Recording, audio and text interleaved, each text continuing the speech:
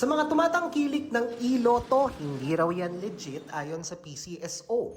Apat na sangkot sa pagpapailoto gamit ang app at digital wallet sinampahan ng reklamo. Kabilang sa ginagamit na branding ng ilan ang Pakiloto at SureLoto.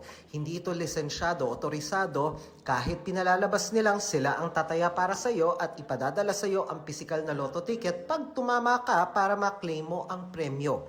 Sinusubukan pa naming makuha ang panig ng mga inireklamong kumpanya.